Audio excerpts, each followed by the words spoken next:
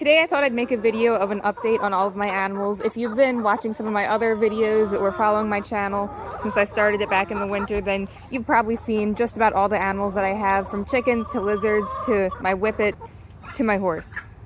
And since so many of my animals regularly make an appearance in my videos, I figured I'd just give you a quick, fun, simple update on how they're doing now that winter is approaching. So we'll start with the chickens. As you can see, Thanksgiving is over, so now everyone's transitioning into Christmas time. So they get to eat all the leftover pumpkins. And you can also see that a lot of them are molting, which is totally normal this time of year. They look pretty rough during it, but actually a few weeks ago they looked even worse. So their feathers are gradually growing back. They're looking a little bit better, so they'll be nice and fluffy and warm for when it really starts to get cold. I do have a video on how to take care of your chickens when they're molting and some different facts if you're new to owning chickens, so make sure you check that video out.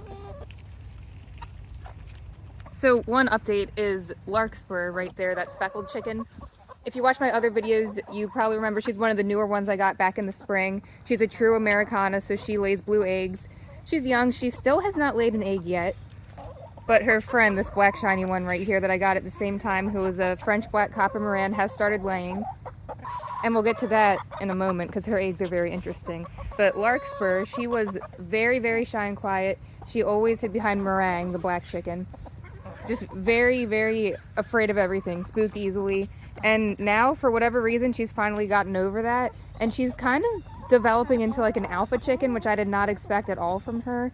And I've been keeping an eye on it just to make sure it doesn't get out of hand. She kind of has been bullying the silkies, the tiny little orange ones. And they don't stand up for themselves at all, which is kind of normal for the breed. But there have been 0 injuries, so I think they're fine. And it's not like an all day long kind of thing, just occasionally, like you probably noticed earlier in the video, she'll randomly pounce on them and then she moves right along.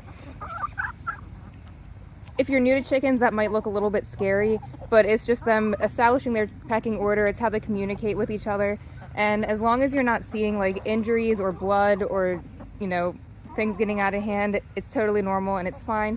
But it's something to keep an eye on just in case. But like I said, don't let it freak you out, because chickens are actually kind of like vicious little dinosaurs sometimes, and they don't always look like they're being friendly to each other, but it's just how they communicate. Every group of animals is going to have the dominant ones and the more submissive ones, and it's just part of their normal social structure. It's just like with humans. Some people are cut out to be leaders and a lot of people aren't. Animals are the same way. So back to Meringue, the shiny black chicken, who is one of my newer ones this year. She started laying eggs, and French black copper Morans are known to have some of the darkest eggs out there. They lay a really dark brown, rich, chocolate-looking egg, and it's beautiful. And that's a big part of why I really wanted this breed. She is extremely friendly. She always has been, but since she's matured, she's gotten even friendlier. She's always one of the first ones to greet me. You probably see that in some of my other videos. And her egg has a really heavy bloom on it. The bloom is like a protective membrane that shields the egg, because eggs are covered in pores. And if you're going to have a chick developing in there, it needs protection. Now, of course, I don't have a rooster, so there's going to be no chicks developing it. But that's just nature's way of protecting it if that were to happen. So the bloom on her shell is very dark, like it's supposed to be with the breed. But hers is so dark that it almost looks purple, which is awesome because purple is my favorite color, and it was always my dream to have a chicken that had a purple-looking egg. Now, really, technically, like I was saying, it's dark brown, but the heavy bloom creates that illusion, and that's really, really cool. So I'll show you what that looks like.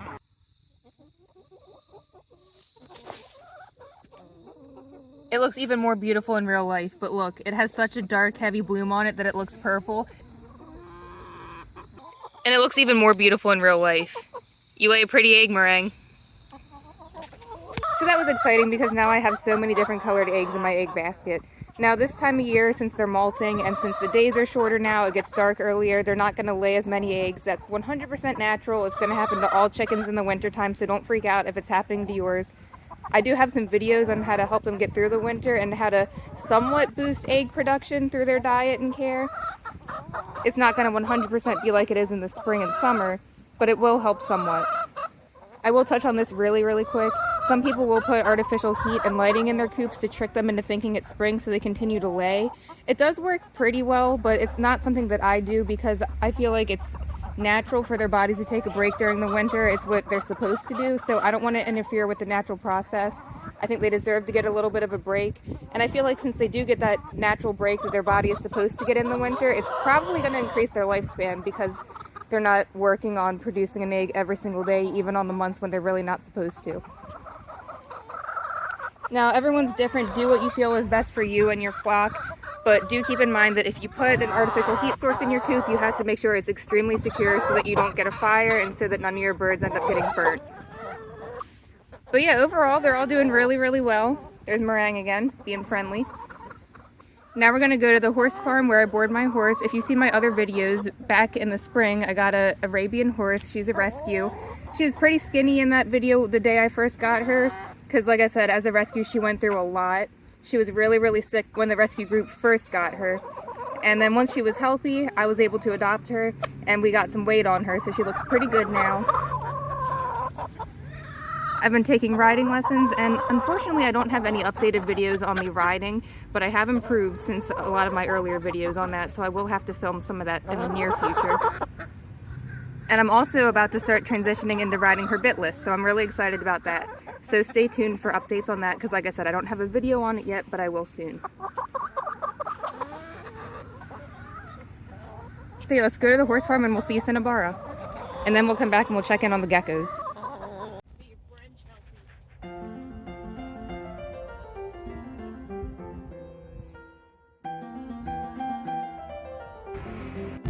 So Cinnabara is up here at the top of the hill with her friends. The regular trainer that I talked about in some of my previous videos is away at college, so I had another trainer helping me. And it was someone I know from where I work. And she's very nice, did an excellent job, and actually the latest riding lesson I had was one of the best ones ever. Cinnabara did really, really well.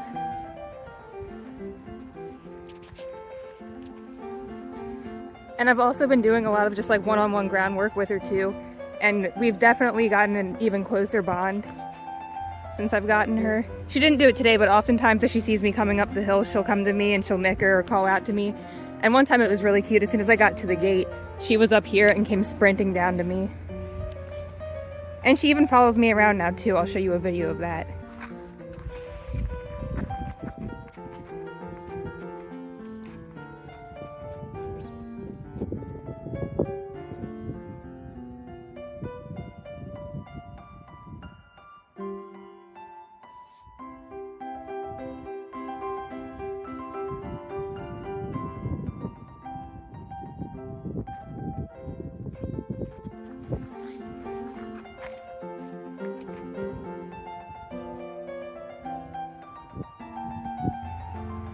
And I switched to a new farrier and I've been so happy with him. He does a great job with her.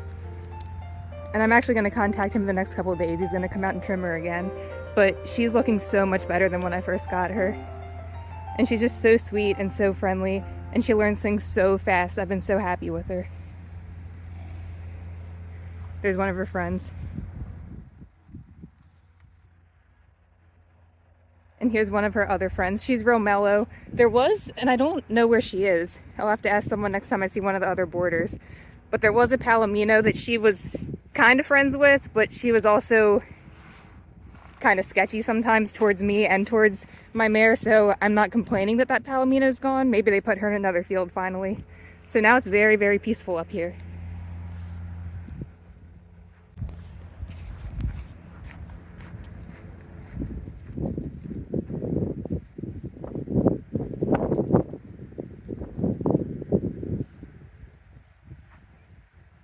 Mom, tell the camera some of your favorite things about Cinnabara. Some of my favorite things about Cinnabara, well, I really especially love the color of her mane. I think a lot of women would kill for that hair color. Just, I don't know, it's just beautiful. Her mane and tail. And she's got a really sweet and gentle personality. She loves peppermint. Woo! But she doesn't like the wind. I don't either. We gave her peppermints for the first time. It probably wasn't the first time in her life that she ever had them because she's 17, but it was the first time I gave it to her. I try not to give her sugary stuff too often because I've been told that since she's such an easy keeper, she's a risk for founder. So she gets these carb-conscious treats, but once in a while on a special occasion, I'll give her something special, like the peppermint. But today she gets these, and she loves them. I don't think that she'll ever find a snack she doesn't like. Now we're gonna put this blanket on her. because it's very, very windy and it's going to get really cold for the next couple nights. And one of my customers was nice enough to give this to me. Her horse, who had the same name as me, its name was Chelsea. Sadly, it passed away, so she was kind enough to give me this blanket for free. She's an extremely nice lady. So we're going to put it on her, and then I'll send her a picture of her wearing it. She's looking at the toy.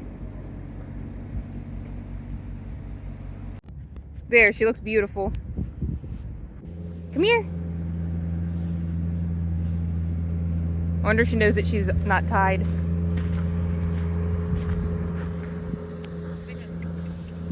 Come on.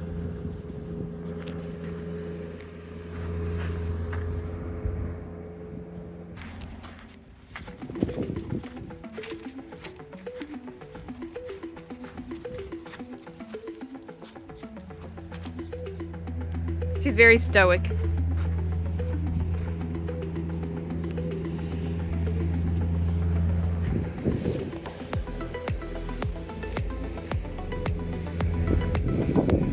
Oh no, I think she wants to roll.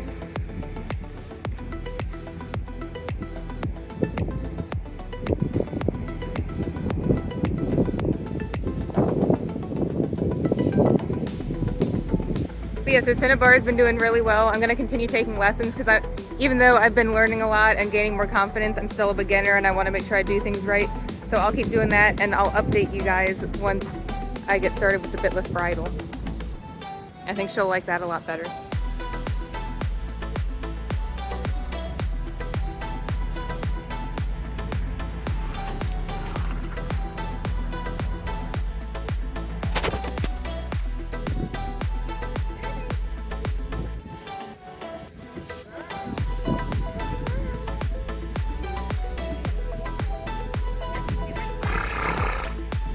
Uh-oh, she's gonna find the treats.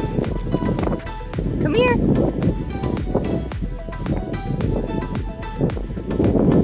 Good girl. You're so smart.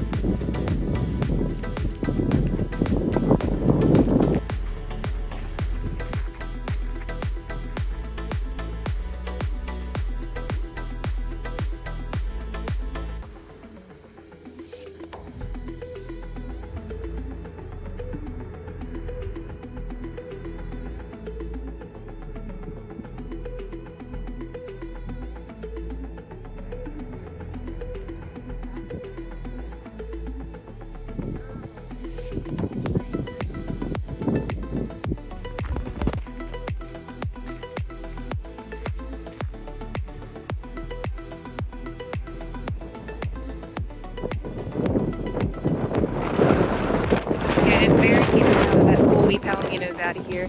That little Appaloosa that she lives with and that big draft type horse are very, very friendly. So it's just a nice, calm, peaceful, mellow field. And my horse is at the bottom of the pecking order anyway, so I'm glad that she's made friends. But yeah, she's doing great. Now let's go home and see the other animals. Here's Salvador Dali. He's my young panther chameleon. He's been doing wonderful. You can see I added a bunch of new live plants this year and they're really filling out and starting to take over his bioactive terrarium, which is really nice. Yeah, he's still eating great, drinking water from his little dripper great. Everything's just going really well, really smooth with him. And now I'll show you the crested geckos. Here's Saffron. He's asleep in his plant, and he's fired down, which means he's looking pretty pale right now. Crested geckos, when they're asleep during the day, they're fired down, so their colors aren't as vibrant.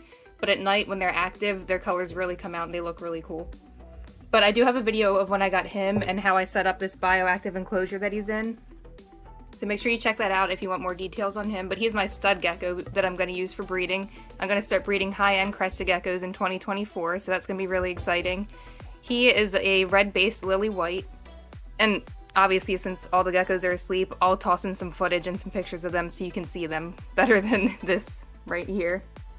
And I got him from Bertupia Geckos. So I've only had him for a couple of months. Out of all the geckos I've ever owned, he's the only one that's not a huge eater. All of my geckos eat really well except for him, but it's just how he's always been. I mean, he's a healthy weight. I wish he was just a little bit bulkier. He does prefer live crickets more than the powdered crested gecko diet, so I have been feeding him more crickets, and he seems to be happy with that, so that's been helping out. Don't mind that noise in the background, it's just Eva. And then in here, I have a tri-colored female crested gecko that I just recently got. I did not do a video on her previously, so this is the first time she's been on my YouTube channel. But she's gorgeous. It's always been a goal of mine to get a tri-colored crested gecko, and honestly, I don't know why I waited so long. I guess maybe because I had like an ideal way of how I wanted it to look in my mind, and I just wanted to be patient and wait till I found exactly what I was looking for. And she fits the bill. I'll put in some videos and some pictures of her too.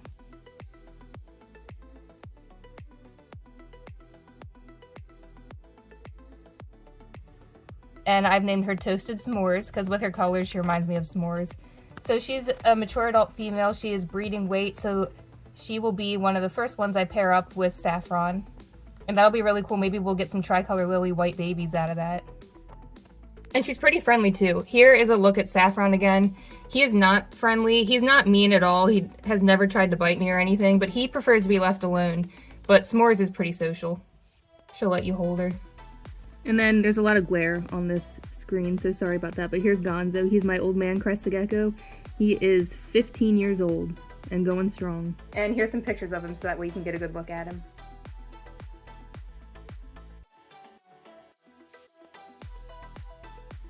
So I actually got Gonzo back when I was a young preteen, and I didn't know better at the time. I got him from a pet store, and I lucked out because, like I said, he is going strong, he's been healthy, he is so friendly. Like, if I take off the lid, he'll come crawling up and jump on my hand. He's just been an awesome, healthy, friendly pet gecko.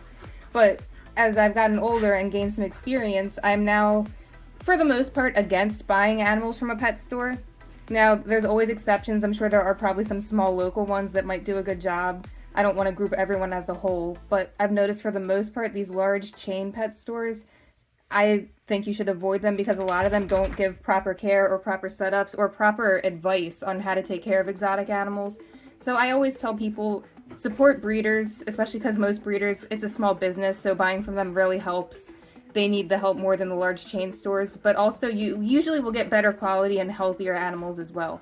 So like I said, I lucked out with Gonzo, but all the other reptiles after him, I switched from getting from good, reputable breeders, and I highly recommend that.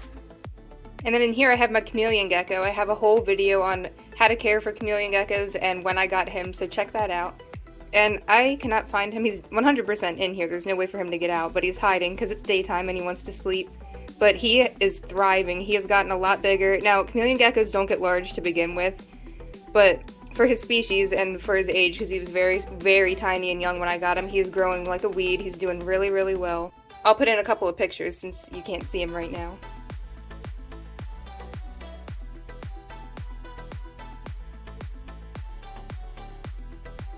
And typically, his favorite place to sleep during the day is on these white flowers, so I'm really surprised he's not there right now. And he also really likes hanging out on that little suction cup in the back. Last night he was sleeping upside down on top of it, and it was really cute. And then in here is my very special crested gecko. She's also new, and I do have a video of the day I got her and a little bit about this morph. I might re-upload that video though with some different music, so you might see that one show up again.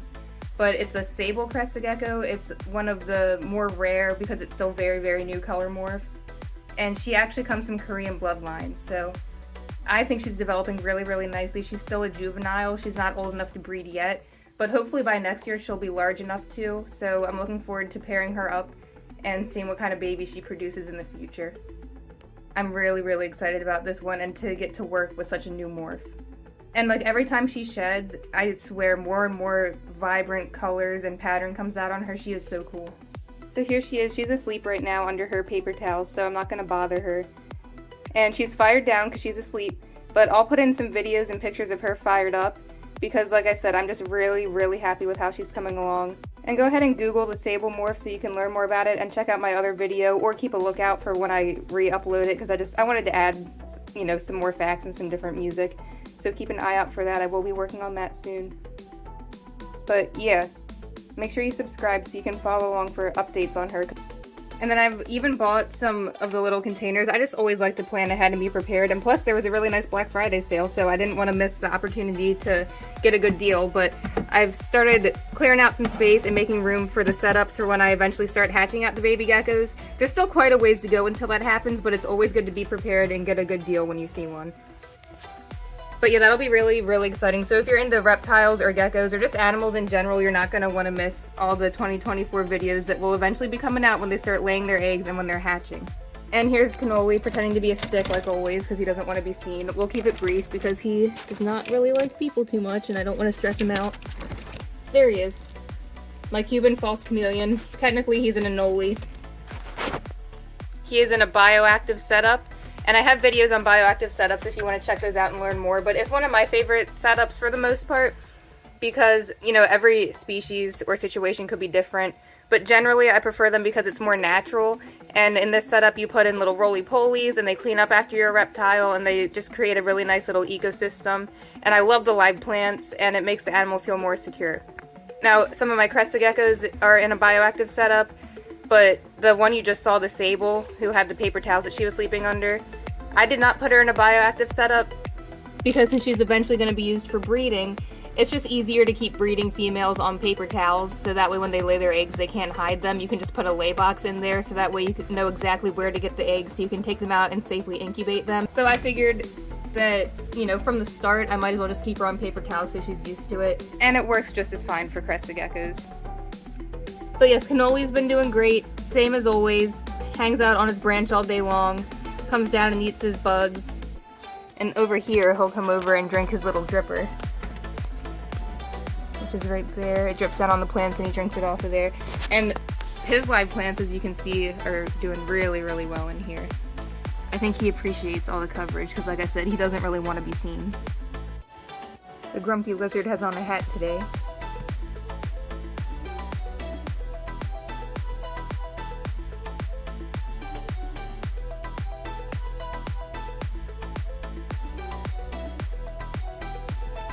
And then last but not least, we have my leopard gecko Fuji. Like always, he's really, really sweet. He's extremely friendly. It's daytime, so he's sleeping, so I'm not going to disturb him too much. But usually in the evening, if I'm hanging out in my room where he is, he'll come out and walk around and follow me back and forth in his tank, depending on what area of the room I'm in, because he likes to watch me. He's a great eater, like always. He's just a really, really easy, good, simple pet. But we'll let him sleep. He's actually due for a tank cleaning. I'm going to do that this week. And since he's asleep, I'll throw in some pictures of him for you to see. Reptiles are just a really, really nice pet in general for people that are really, really busy like I am because a lot of them are low maintenance and it's not like a parrot or, you know, some kind of animal that's going to need constant socialization. And the bioactive enclosures, since it's like a little mini ecosystem, make it really easy to care for as well. Now, there are some reptiles out there that are going to be more maintenance. So obviously, if you have a really busy life, those aren't the ones for you, but there are so many that are just so simple to care for, like all the ones I've shown you. Now, chameleons, real chameleons like Salvador Dali that I showed you earlier, they are a little bit more high maintenance, but once you know what you're doing, it doesn't take up too much time, but they do need a little bit more, I guess you could say more attention to supplements and care and setup. I don't want to make this video too long, so I won't go into details on the care in this one, but I am planning on making care guides in the future, so make sure you subscribe so you don't miss that. There's Fuji peeking out. He's so cute.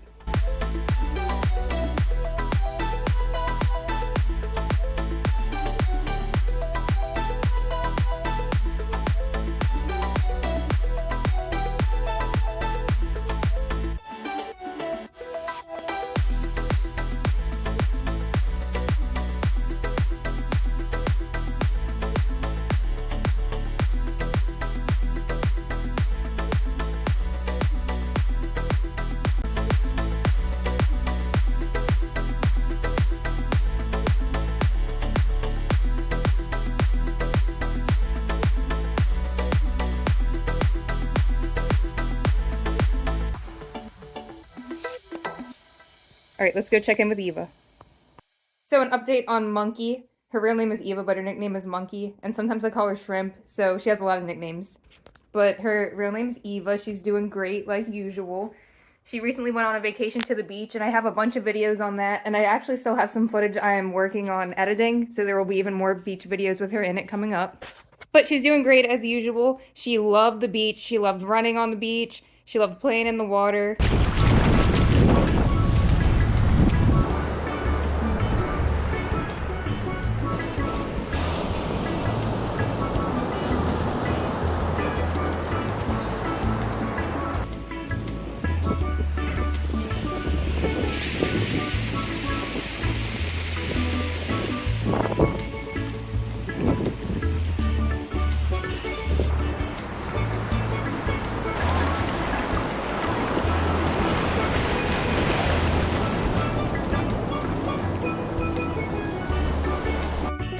obviously now we're back home. And it's starting to get cold here now, and Whippets do not handle the cold well, so she's really been loving using her blankets. I brought out the heated blanket, and I let her use that with me, and of course only under supervision, so she can only use that one when I'm using it with her. Yep, she's just a good girl like always. Loves her blankets, likes to stay nice and warm and cozy this time of year. Loves when we turn on the fireplace. There was a Christmas light walkthrough in our town that you could do with your dogs, but we actually decided not to go. It was actually last night, but one reason why we didn't go was because the weather was terrible last night. And then also there's some dog virus going around, so it's not in our state yet, at least at the time of filming this. It's not in Maryland yet, but I figured why take that chance? I would never ever risk anything happening to my sweet little baby. So she's just gonna hang out at home until the coast is clear again. And I also got her this new jacket, and it's really, really soft inside, so it's going to keep her nice and warm when I take her out. Because, surprisingly, even though she does not like the cold, she loves playing in the snow. So she'll be nice and set when it snows this year. I'll have her model it for you. Doesn't she look beautiful? It is a bit large on her, so I might, sew it and bring it in a little bit. But I figured I'd rather have it be a little bit too loose on her than too small, because if it's too small and too tight, I didn't want it to rub her and make any sores on her. So we went a little bit larger. It's always been kind of hard to find sizes that fit her because, Whippets in general are built pretty unique compared to a lot of other dog breeds, but she's very petite.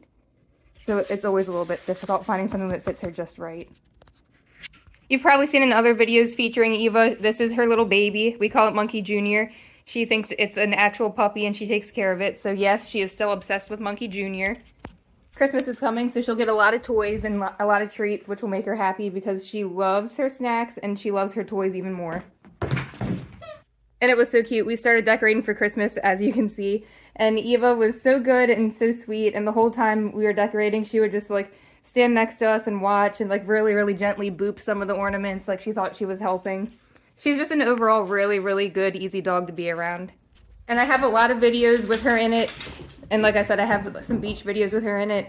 And I also have one from her birthday party last winter, so check that one out. That one was a lot of fun. Now real quick, and it's not a huge update on him because his life is pretty much the same every day, but I'll show you my tree frog. There's Sage, just chilling like he always does. He decided, right now he's on a kick where he sleeps on the side of the glass, but usually he's on his little mushroom ledge right there. But, yep, he's doing great, as usual.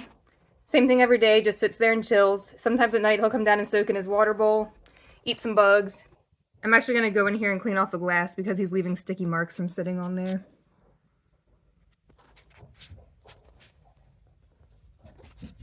But yeah, overall, all the animals are doing really, really well. Make sure that you check out my other animal videos and subscribe so you don't miss any new upcoming ones because there's going to be a lot. Especially in 2024 if you're into geckos or reptiles. 2024 we'll start hatching out some crested gecko eggs. So that's going to be really cool and really exciting to see the different colors that we get. So make sure you stay tuned for that and for all the upcoming horse videos too. And Eva videos, right, Monkey?